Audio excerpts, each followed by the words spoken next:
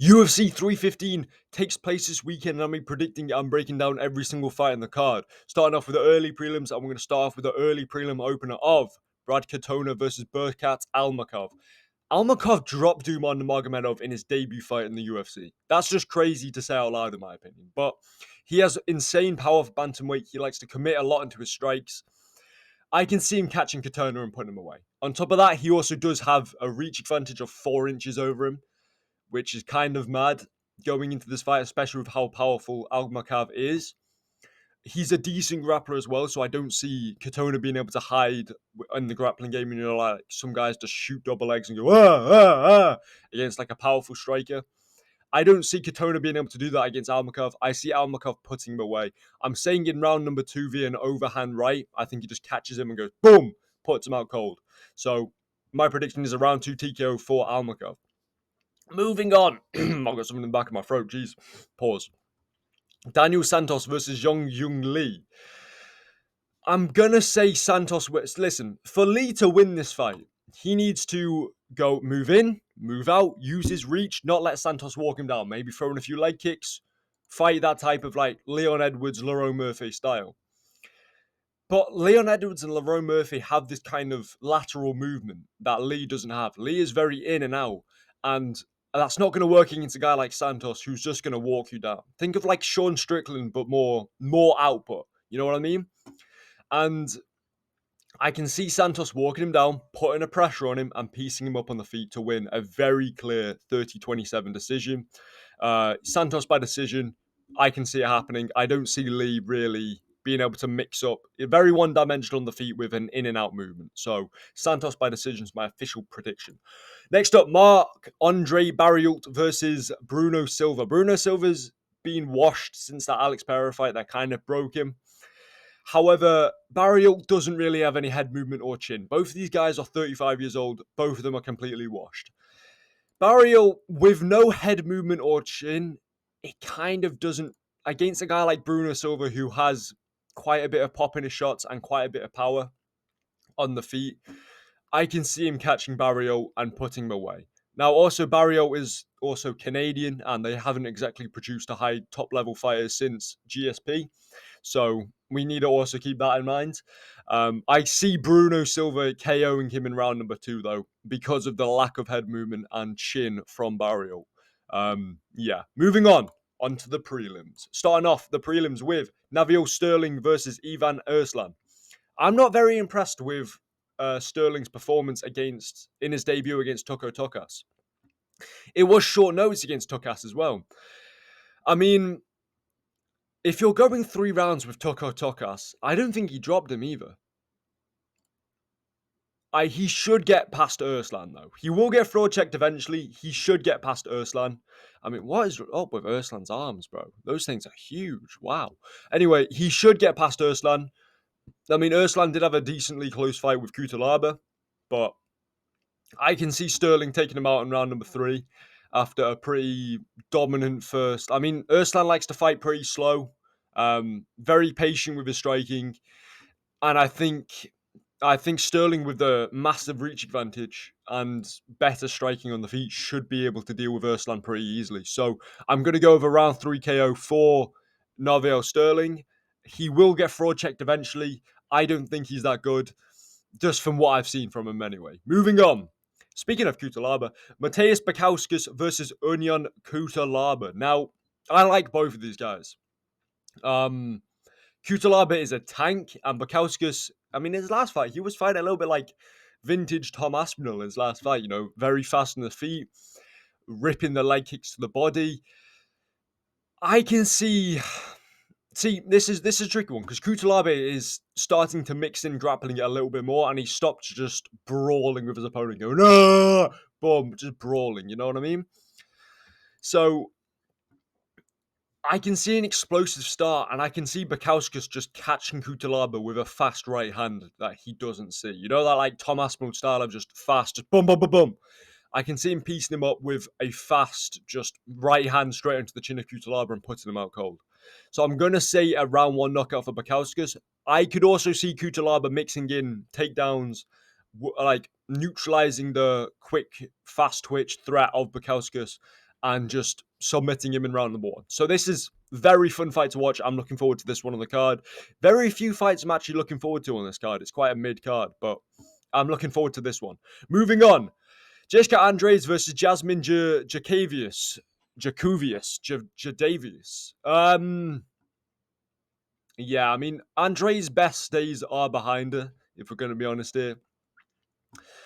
She's a little bit washed. You're going to be hearing the phrase washed a little bit in this card. Jasmine's got quite a lot of momentum behind her. She's on a 4-fight winning streak. Andre could catch her with some sort of KO potential. It is also, at the end of the day, I think it's women's bantamweight, isn't it? So, I mean, that's all KO potential kind of gone, isn't it?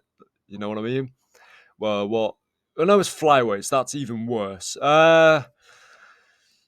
Yeah, I can see. I can see a very clear 30-27 decision going in the way of Jasmine. I'm going to pick a 30-27 decision for Jasmine. I think she just beats her in every single area. So I think she beats her on the feet, beats her on the ground. And if they do end up clinching, I think she has the better clinch game as well. So 30-27, official prediction. Moving on, Mike Malott versus Charles Radke. Mike Malott gassed out in round number 1 against Neil Magny. Obviously, he came back against Trevin Giles in a pretty mid performance. Radke does have the better striking. We don't really know where his takedown defense is at. I think Malott is going to get a takedown, though, in round number 1. I think he gets takedowns in the first round and takes down Charles Radke and wins that first round. He did also gas out in round 1 against Neil Magny, which is only really explainable if you have a staph infection, but, you know, it doesn't really matter. I think something similar happens. Yeah, I think Malott takes down Radke in round number 1, gasses out a little bit. You know, round 2 starts off pretty competitive, and then midway point through round number 2, momentum shifts. Malott is struggling to get his takedowns. Radke's starting to piece him up a little bit on the feet. He's starting to land clear 1-2s. I think going into round number 3, Malott's going to be struggling. He's not going to be able to land his takedowns. Radke's going to stuff all of them, and he's just going to piece him up on the feet and knock him out in that third round with a TKO finish via punches. So, when someone gets, not necessarily, when Belal Muhamad knocked out, or I say knocked out, TKO'd Sean Brady because he just put the pressure on him. That's how I see this third round going for Mike Malott. So, I think Charles Radke gets rid of him in round number 3 after Mike Malott gasses out and can no longer land his takedowns. So, yeah. Moving on. Main card. Benoît Saint Denis fights Karl Prepolec. They've pulled this guy out of... See, his picture on the UFC website has got him in Reebok shorts. This man has been out of the UFC for quite a few years. They've pulled him back in for this fight because obviously Joao Alvarez has just pulled out. For me, it's too good of an opponent too soon on too short notice. I mean, Benoît Saint Denis, obviously Prepolec is pretty good on the feet, somewhat of a knockout artist.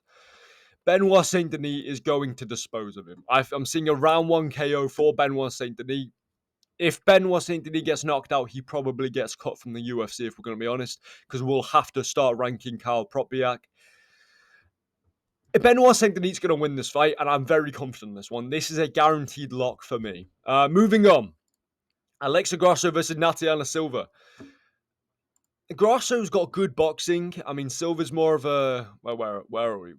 Silva's more of a, I don't want to say taekwondo, but, that type of base.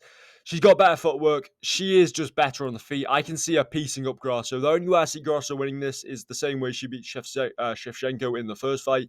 And that's by some, spunny, lucky, makes her way to the back and submits her. You know what I'm trying to say? So, if that happens, then that happens. But I don't see that happening. I see Silva just piecing her up, doing her thing on the feet, and just winning a very clear 30-27 decision. Moving on, José Aldo versus Ariel Helwani.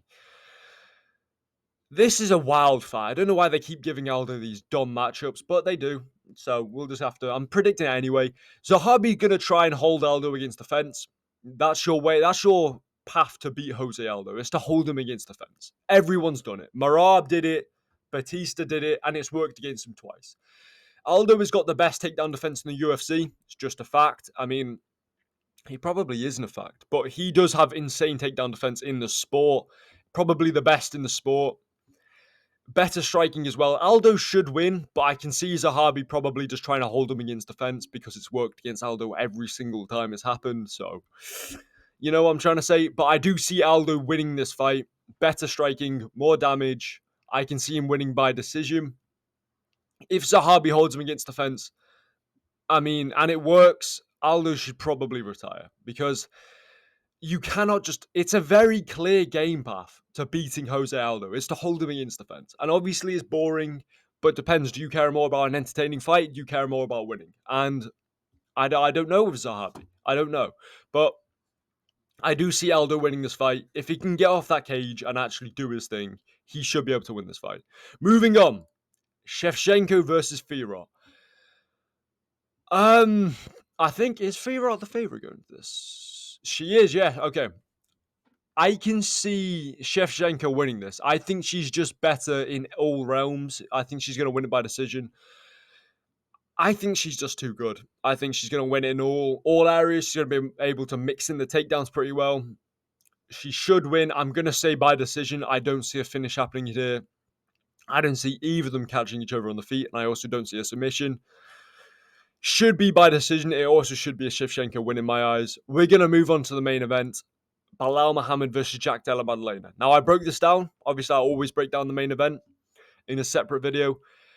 Belal Muhammad's game revolves around him doing his thing, being able to get the takedowns, using his jab very well to set up the takedowns, and being able to win each round. See, what Belal Muhammad's going to do is he's going to jab a few times, he's going to set up that takedown, and he's going to land the takedown. He's then going to try and control his opponent and win that round. And he's going to do that another 2 more times to win at least 3 out of the 5 rounds so he can win 48-47 by unanimous decision. Jack Della Maddalena's just going to go out there and go, mate, no, that's Scouse, Australian.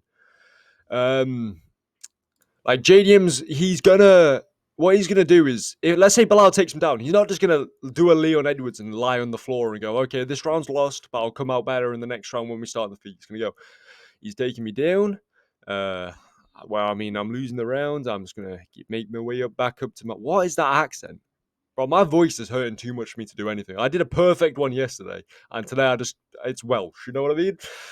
I think JDM, he's going to make his way back up to his feet and he's just going to start swinging. I think he catches Belal Muhammad. In round number 2, I think he takes him out. However, Belal Muhammad, to get his takedowns, he needs to get it within boxing range. Obviously, he uses his jab well to set up a takedown. He needs to be within boxing range to shoot a takedown.